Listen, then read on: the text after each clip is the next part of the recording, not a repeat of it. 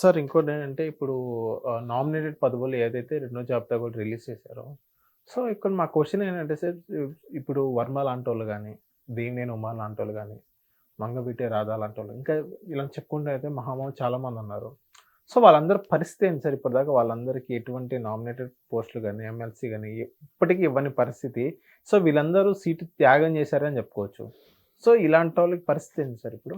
నేను అనుకోవటం ఏంటంటే, ఇప్పుడు మీరు ఇందాక మెన్షన్ చేసినటువంటి ఒక వర్మ, లేకపోతే మన దేవినేని రాధా.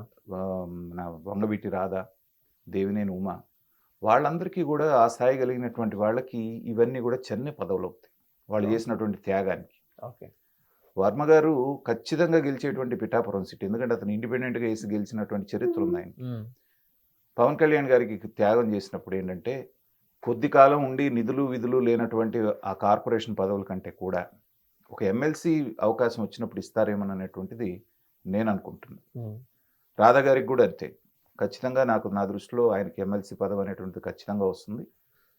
దేవినేని ఉమా లాంటి వ్యక్తికి రాజ్యసభ లాంటిది ఏదన్నా ఇస్తే మంచిది అనేటువంటిది ఖచ్చితంగా చంద్రబాబు నాయుడు గారి దృష్టిలో ఉంది. ఓకే. కాబట్టి ఈ చిన్న చిన్న నామినేటెడ్ పదవులకి ఇచ్చి వాళ్ళని అవమానించినట్టే అవుతుంది. కాబట్టి పెద్ద పదవుల కోసం వెయిట్ చేస్తున్నారు అన్నట్టు నేను అనుకుంటున్నాను. అట్లాగే మొన్న చాలా పదవులు, కొన్ని పేర్లు కూడా మనం వినలేదు. అవును. అలాంటి పేర్లు లేని వాటికి కూడా వాళ్ళు ఇవ్వటం జరిగింది. వాటిల్లో ముఖ్యంగా అందరినీ ఆకట్టుకుంది ఏంటంటే, చాగంటి కోటేశ్వరరావు గారికి క్యాబినెట్ ర్యాంక్ కలిగినటువంటి పదవి, ఎథిక్స్ అండ్ వాల్యూకి సంబంధించిన అడ్వైజర్గా తీసుకోవటం అనేటువంటిది ఏంటంటే, ఈ ప్రభుత్వం తీసుకున్నటువంటి మిగతావి ఏంటంటే రాజకీయ పునరావాసం కోసం పెట్టినటువంటి పదవులు కాబట్టి అవన్నీ నార్మల్గా నడుస్తున్నాయి. కానీ బ్రాహ్మిన్ కమ్యూనిటీకి మనకి క్యాబినెట్లో చోటు లేకుండా ఉంది అనేటువంటిది చాలా కాలంగా అనుకుంటున్నటువంటిది. కాబట్టి ఆ రకంగా వాళ్ళని గౌరవించారు, ఆ సామాజిక వర్గాన్ని.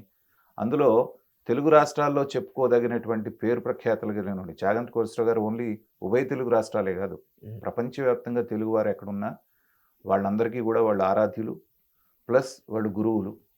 కాబట్టి అలాంటి వ్యక్తిని గౌరవించినప్పుడు ఏంటంటే ఆ సమాజాన్ని గౌరవించినట్టు అవుతుంది అనేటువంటి ఉద్దేశంతో చేశారు. నాకు తెలిసి గతంలో జగన్మోహన్ రెడ్డి గారు టీటీడీ అడ్వైజర్ పదవి చేసినా కూడా సున్నితంగా తిరస్కరించారు. అవును. ఎందుకంటే అక్కడ పరిపాలనా విధానం ఏంటి, దాంట్లో ఆయన ఇమ్మడలేనన్న విషయం ఆయనకు తెలుసు కాబట్టి సున్నితంగా పక్కన పెట్టారు. కానీ ఇప్పుడు ఇది ఒక బృహత్తరమైనటువంటి బాధ్యత ఆయన మీద వేశారు. వేసినప్పుడు ఏంటంటే దానికి పరిపూర్ణమైనటువంటి న్యాయం చేయగలిగినటువంటి శక్తి సామర్థ్యాలు ఆయనకు ఉన్నాయి. అలాంటి వాళ్ళని నైతిక విలువలు పెంపొందించడం కోసంగా చాలామంది విమర్శిస్తున్నారు. ఏమని, ఆయన మనువాదాన్ని ఫాలో అవుతాడు, ఆడవాళ్ళని తక్కువ చేసి చూపిస్తాడు, లేకపోతే ఆడవాళ్ళు భర్తకి లోబడి ఉండాలంటారు, ఇలాంటి మాటలు మాట్లాడుతున్నారు. అది అర్థం లేని విమర్శలు అంటున్నాను. ఓకే. సమాజం ఒక సిస్టమ్ పెట్టినప్పుడు ఏంటంటే ఆ సిస్టంలో సమాజం బాగుంది. అలానే ఇవాళ కూడా అలాగే ఉండాలని ఆయన ఏం చెప్పటం లేదు. కానీ స్త్రీకి ఇవ్వాల్సిన గౌరవం స్త్రీకి ఉంది, పురుషుడికి ఉండాల్సింది పురుషుడికి ఉంది. కాబట్టి ఒకళ్ళ దాని మీద ఒకళ్ళు ఓవర్లాప్ అయ్యి అనవసరంగా కాపురాలు చెడగొట్టుకోకుండా ఉండాలంటే ఒక సిస్టమ్ ఉండాలి. దాన్ని పూర్తిగా విని పూర్తిగా అర్థం చేసుకుంటే దాని గురించి తెలుస్తుంది. కానీ మిడిమిడి జ్ఞానంతో ఆయన ఈ మధ్య చాలామంది విమర్శిస్తున్నారు. ఇది కరెక్ట్ కాదు. అలాంటి వాళ్ళు మన రాష్ట్రంలో పుట్టడం ఉండటం అనేటువంటిది ఈ రాష్ట్రం అదృష్టం.